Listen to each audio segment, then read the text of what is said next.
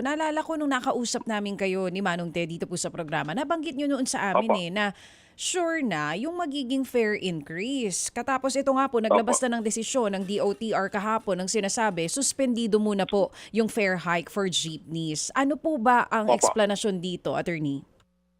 Well, ang explanation po dyan, no, yung effect nga po ng increase in fares, no? Especially, na-suspend po yung wage increase dito sa NCR, no? One of the factors of our fare adjustment is akit naman ang wages sa NCR. So yung kakayanan po ng ating pasahero, magbayad ng mas mataas na fares, justified naman with the wage increase. Pero nung nahinto po ang wage increase, mas lalong nawala kaming argument, no, kung yung kakayanan ng ating pasahero na to match up with the adjusted fares. To make things more complicated on our side, no, meron po itong pending petitions po natin na pinapalaki pa ho yung hihinging fare adjustment, no, ranging from 2 to 10 pesos per on the first 4 kilometers.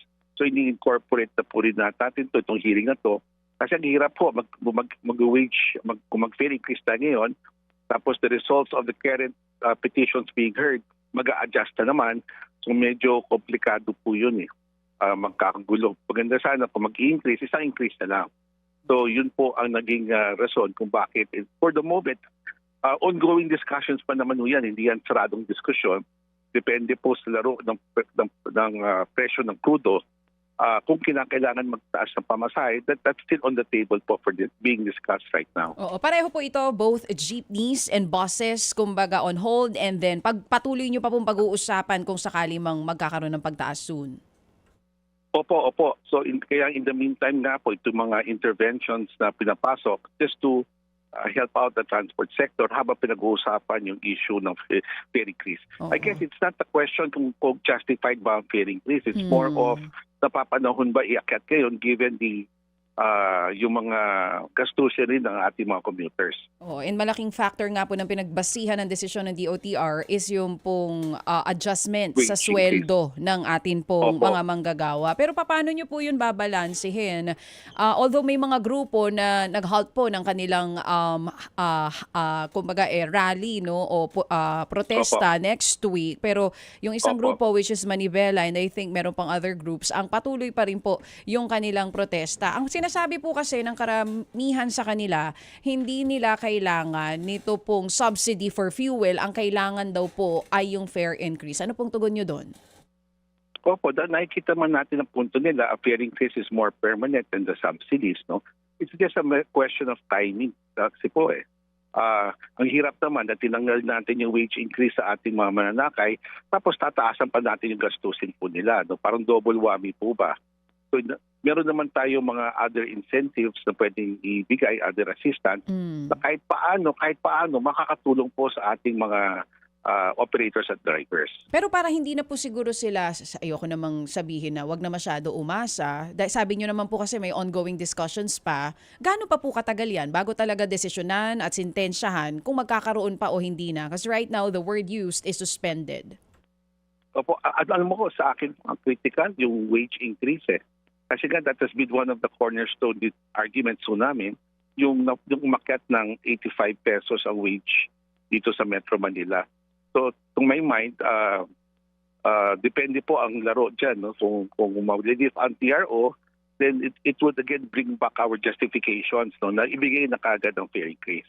Kasi pag nag-wage increase, automatic, lalaki rin yung cost of operations ng ating mga operators, so especially buses, yung nagbibigay ng fixed salaries. No? So, ma-apektuhan po lahat yan. So, kinakailangan talaga, for more reason, na itaas na po ang pamasahe. So right now, there's no timeline kung kailan po yung decision. Wala po talaga. Wala pa po. Oo, sige po. So yun. So yung wala nang hearing po muna kasi yung hearing po ay nagbibigay ng sense of hope eh.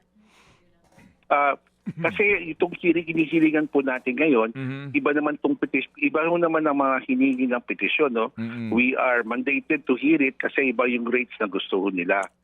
So patuloy po yun kasi kung i-adjust pa namin yung March decision natin to factor in Okay. itong mga bagong petisyon nila, gagawin doon namin yon. Opo, sige. Ito ho naman pong, itong hearing ka ninyo na binabanggit nyo, ito po yung 10 piso? Opo, at tatlong petisyon po yan, iba-ibang grupo, isa 2 piso, isa 5 piso, isa po 10 piso. Okay, so bahagi ng due process, you are obliged to hear these petitions, ganon. Opo, and kung kailangan po, Manong Ted, then we will make a recommendation to adjust our March decision.